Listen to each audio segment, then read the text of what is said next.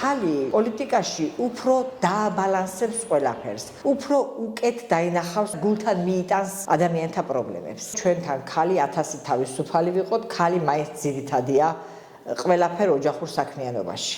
ხალის კისერზეა შვილების გაზრდა, ხალის კისერზეა საოჯახო საქმეები და ასე შემდეგ, რასაც ვერ უღალატებს. თუ რა თქმა უნდა ხელშეუწყობს ოჯახი და გარშემოუყოფი საზოგადოება, შეიძლება ოჯახი სულ არ ყავდეს, ხო, გარშემოუყოფი საზოგადოება, რომ ჩამოყალიბდეს ასეთ ძლიერ ქალბატონად და ხელშეუწყობენ ამაში, ძალიან კარგი, საუკეთესო ვარიანტია.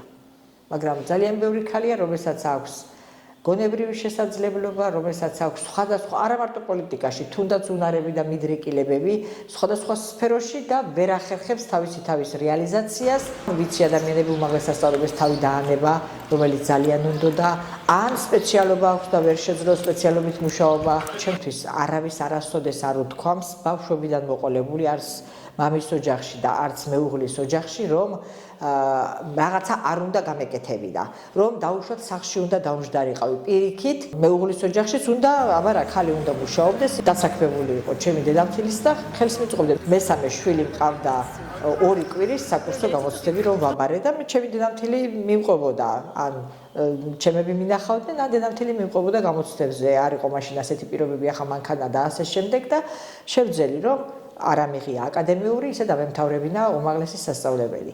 რა თქმა უნდა მინახავდნენ შვილებს, ასთორე თქვენ იცით ნადაბუში საბავშვო ბაღი არ იყო წლების მანძილზე და რო ოჯახი არ დამხმარებოდა ვერ შევძლებდი. ჩემს დირექტორობაში დიდი წვლილი მიუძღვის ჩემს მეუღლეს. მე უკვე ეთყობა ჩემი შესაძლებლობები არ ვიქადი, მაგრამ გონებრივი შესაძლებლობები ჩაერთო, რომ 3 კანდიდატი ვიყავით, 2-მა ვერ გადალახა ბარიერი და მე საუკეთესო 20%-ში მოვხვდი. მე მგონი ცუდად არ გამირთმევია თავი სკოლის ხელმძღვანელობისათვის. არასოდეს არ მიზდრუნია და არავინ არ შემიწუხებია, რომ დავუშვათ მოსულიყავი პოლიტიკაში.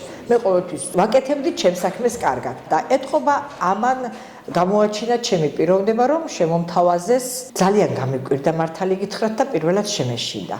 როგორ შევძლებდი დაუშვათ ან თუნდაც იმ ამორჩევლების ნდობის მოპოვებას, ან თუნდაც გაძღოლას მერე ყველაფერი ამ საქმისა. ეს მარტივი ნამდვილად არ არის.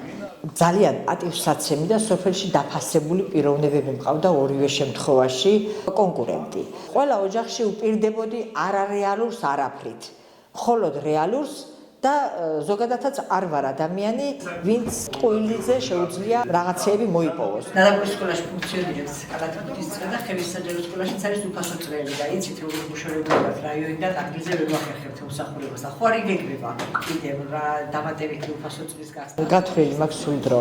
დილით რომ მივდივარ სკოლაში, ვფიქრობ იქ რა მაქვს, რომ ეკლასში შემაჯამებელი, რა მაქვს მოსამზადებელი, რა უნდა გავაკეთო, ხოლო რომ მოვდივარ სკოლიდან ვფიქრობ სახლში დღეს რა მაქვს გასაკეთებელი, დღეს დაგეგმილი მაქვს სხვათა შორის, რომ მივალ დღეს წვიმიანი დღეებია და ნერგები მაქვს დასარგავი პოსტაში. ქალები ბუნებით ვართ ასეთი, შეიძლება ყველა არა, მაგრამ მობილიზებული ვართ რაღაცა საკითხი რომ არის, როგორ მოაგვარო ეს პრობლემა. უფრო მეტად შეგვიძლია გამოვხატოთ რაღაცეები, სითბო დაუშვათ, ყურადღება, უფრო ისეთი ხისტები არ ვართ.